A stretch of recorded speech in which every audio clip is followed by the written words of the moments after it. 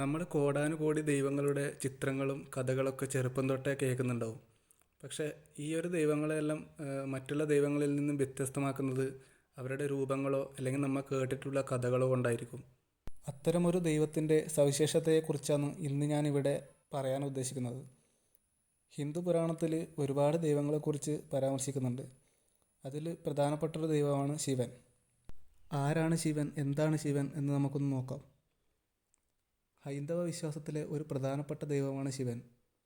സൃഷ്ടി, സ്ഥിതി, സംഹാരം എന്നൊക്കെ പറയുന്ന ത്രിമൂർത്തികളിൽ സംഹാരമൂർത്തിയായിട്ടാണ് ശിവനെ കാണുന്നത്. ശിവനെ വെറും സംഹാരമൂർത്തിയായിട്ട് മാത്രം കാണുന്നത് ശരിയല്ല. സൃഷ്ടിക്കുകയും സംരക്ഷിക്കുകയും നശിപ്പിക്കുകയും ചെയ്യുന്ന പരമശക്തിയാണ് ശിവൻ. അതുകൊണ്ടാണ് ശിവന് മഹാദേവൻ എന്നൊരു പേര് വിളിക്കുന്നത്. ദൈവങ്ങളുടെയും ദേവനാണ്. സൃഷ്ടി, സ്ഥിതി, സംഹാരം തുടങ്ങിയവ നിയന്ത്രിക്കുന്നത് കൊണ്ട് തന്നെ ഈ പ്രപഞ്ചത്തിൻ്റെ സത്യമായിട്ടും ശിവനെ കാണാൻ സാധിക്കും. ശിവന് തുടക്കമോ അവസാനമോ ഇല്ലാത്ത ഒരു ദൈവമാണ്. അതുകൊണ്ട് തന്നെ ശിവന് കുറേ പ്രത്യേകതകളുണ്ട്. ശിവൻ്റെ പ്രധാന വാസസ്ഥലമായി പറയുന്നത് കൈലാസമാണ്. പക്ഷേ ശ്മശാനവാസിയായിട്ടും ശിവനെ പറയാറുണ്ട്. ശിവന് 2 ഭാര്യമാരാണുള്ളത്, സതിയും പാർവതിയും. സതി ആദ്യ ഭാര്യയാണ്. പക്ഷേ ഇവർ 2 പേരും ഒരു ദേവിയുടെ 2 വ്യത്യസ്ത ജന്മങ്ങളായിട്ടാണ് കാണുന്നത്. മക്കളായിട്ട് 3 പേരാണുള്ളത്: ഗണപതി, സുബ്രഹ്മണ്യൻ, പിന്നെ അയ്യപ്പനും. ഇതിൽ ഗണപതി പാർവതിയുടെ മാത്രം സൃഷ്ടിയാണ്. ഒരു ദിവസം പാർവതി കുളിക്കാൻ പോകുമ്പോൾ തൻ്റെ സ്വകാര്യതയെ സംരക്ഷിക്കാൻ തൻ്റെ ശരീരത്തിലെ ചെളിയും ചന്ദനവും ഉപയോഗിച്ച് ഒരു രൂപമുണ്ടാക്കി. പിന്നീട് അതിന് ജീവൻ നൽകി. അതാണ് ഗണപതി.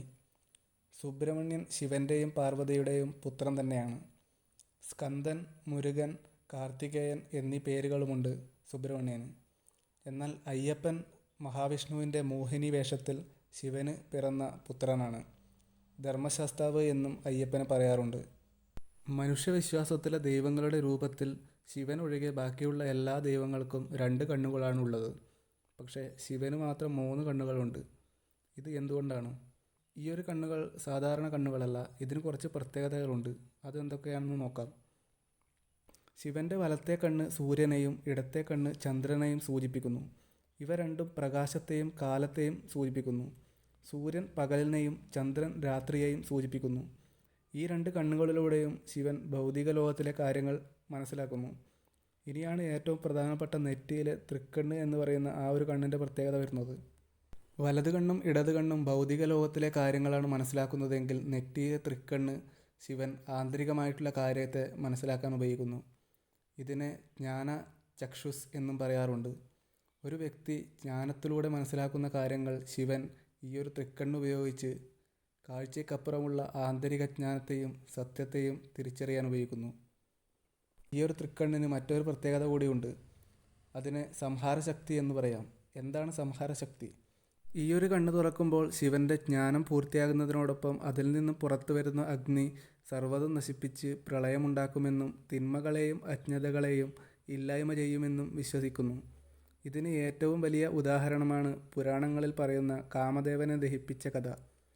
പാർവതി ദേവിയെ വിവാഹം ചെയ്യാനായി ശിവൻ തപസ് ചെയ്യുമ്പോൾ ദേവന്മാരുടെ അഭ്യർത്ഥന പ്രകാരം കാമദേവൻ ശിവൻ്റെ തപസ് മുടക്കാനായി ശ്രമിച്ചു.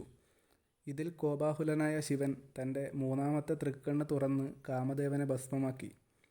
ഇത് അനാവശ്യ ആഗ്രഹങ്ങളെയും ദുർവിചാരങ്ങളെയും ഇല്ലായ്മ ചെയ്യാനുള്ള ശിവൻ്റെ കഴിവിനെയാണ് സൂചിപ്പിക്കുന്നത്. ചുരുക്കി പറഞ്ഞാൽ അദ്ദേഹത്തിൻ്റെ 3 കണ്ണുകളും പൂർണ്ണതയുടെയും നിയന്ത്രണത്തെയും സൂചിപ്പിക്കുന്നു. ഭൗതികവും ആത്മികവുമായ ശക്തി ഒരുമിച്ച് കാണിക്കുന്നതിനായി ഉപയോഗിക്കുന്നു. അപ്പോൾ ഗൈസ്, ഈ ഒരു വീഡിയോ എല്ലാവർക്കും ഇഷ്ടപ്പെട്ടു എന്നിരിക്കുന്നു. വീഡിയോ ഇഷ്ടപ്പെട്ടാൽ ലൈക്ക് ചെയ്യുക, സബ്സ്ക്രൈബ് ചെയ്യുക, മറ്റുള്ളവരിലേക്ക് ഷെയർ ചെയ്ത് കൊടുക്കുക. അപ്പോൾ അടുത്തൊരു വീഡിയോയുമായിട്ട് വീണ്ടും കാണാം ഗൈസ്.